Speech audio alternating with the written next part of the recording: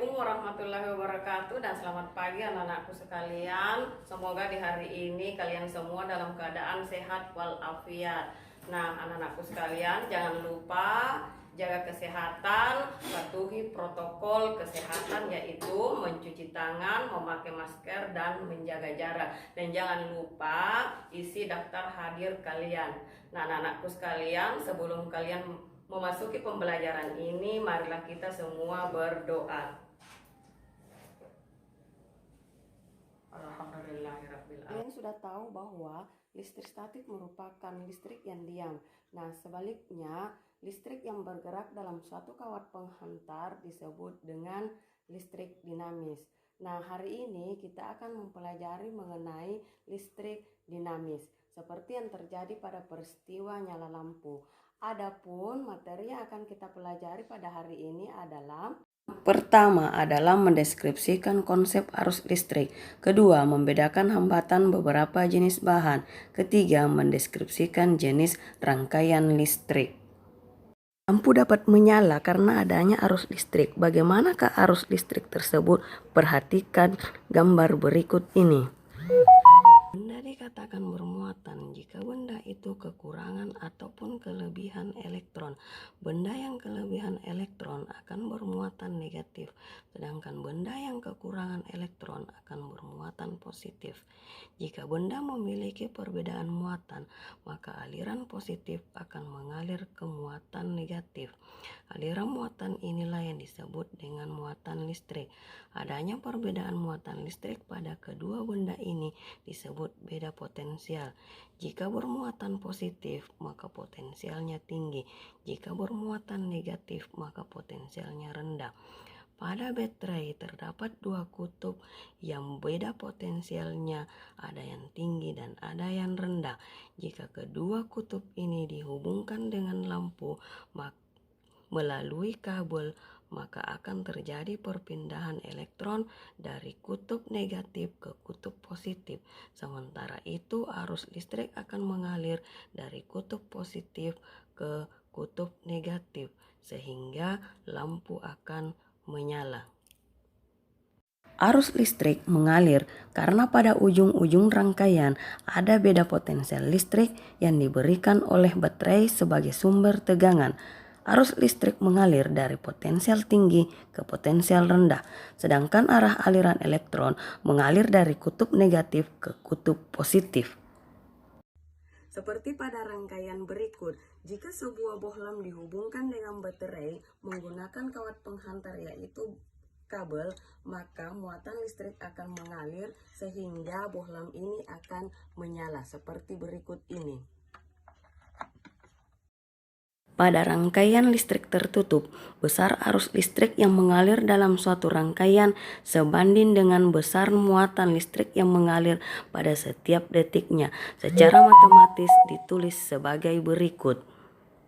I sama dengan Q per T, di mana I adalah simbol arus listrik dengan satuan ampere, Q adalah simbol muatan listrik dengan satuan kolom, dan T adalah simbol dari waktu dengan satuan sekon. Sebagai contoh, jika arus listrik mengalir sebesar 5 mA pada sebuah kawat penghantar selama 0,1 sekon, maka berapakah besar muatannya? Nah, yang pertama adalah kalian harus menuliskan yang diketahui adalah I-nya atau kuat arusnya sebesar 5 mA dikonversi ke dalam bentuk ampere, yaitu sebesar 0,005 ampere. Kemudian T atau waktunya sebesar 0,1 sekon. Nah, yang ditanyakan adalah Q-nya atau muatannya berapa kolom. Nah, jawabannya untuk mencari Q itu rumusnya Q sama dengan I kali T. Masukkan nilai I 0,05 dikali 0,1, hasilnya adalah 0,0005 atau 5 kali 10 pangkat min 4 kolom. Jadi muatannya sebesar 5 kali 10 pangkat min 4 kolom. Nah, rangkaian seperti ini yang dikatakan sebagai rangkaian tertutup. Tetapi jika kabel ini saya lepas, maka lampu akan mati. Nah, rangkaian seperti inilah yang disebut dengan rangkaian terbuka.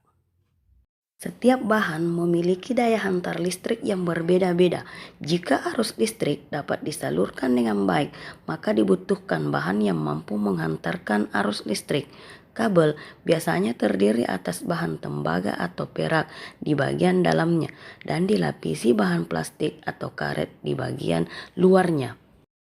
Tembaga dan perak disebut sebagai konduktor, sedangkan karet dan plastik disebut sebagai isolator. Semikonduktor adalah bahan yang jika berada pada suhu rendah bersifat isolator, sementara pada suhu tinggi bersifat konduktor, seperti karbon, germanium, silikon. Setiap bahan memiliki kemampuan dalam menghantarkan listrik. Kemampuan tersebut tergantung pada nilai hambatan jenis suatu bahan. Berikut disajikan tabel hambatan jenis setiap bahan. Besar kecilnya hambatan listrik dipengaruhi oleh panjang kawat, luas penampan dan hambatan jenis. Sehingga secara matematis ditulis dengan rumus R sama dengan Rho kali L per A, di mana R adalah hambatan kawat dengan satuan ohm. Rho adalah hambatan jenis kawat dengan satuan ohm meter, L adalah panjang kawat dengan satuan meter, dan A adalah luas penampang kawat dengan satuan meter kuadrat.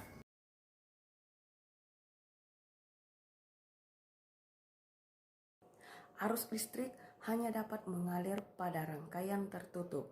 Berdasarkan susunannya, rangkaian listrik dibagi menjadi rangkaian seri, rangkaian paralel, dan rangkaian campuran.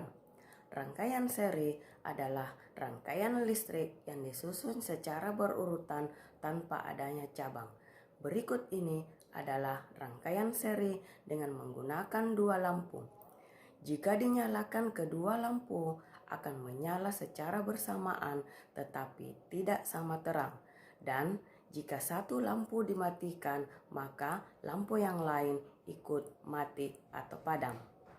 Pada rangkaian paralel, jika satu lampu dimatikan, maka lampu lain akan tetap menyala dan nyalanya terang. Pada rangkaian campuran, antara lampu 1 dengan lampu 2 disusun secara seri, dan pada lampu 3 dan 4 disusun secara seri. Tetapi antara lampu 1 dan 2 dengan lampu 3 dan 4 disusun secara paralel. Jika lampu 3 dimatikan, maka lampu 4 akan mati karena lampu 3 dan 4 disusun secara seri.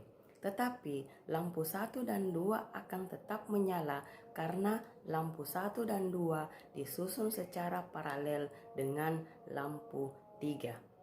Kalian pada pertemuan kali ini, silahkan kalian membuka classroomnya masing-masing dengan mengumpulkan tugas pada batas waktu yang ditentukan.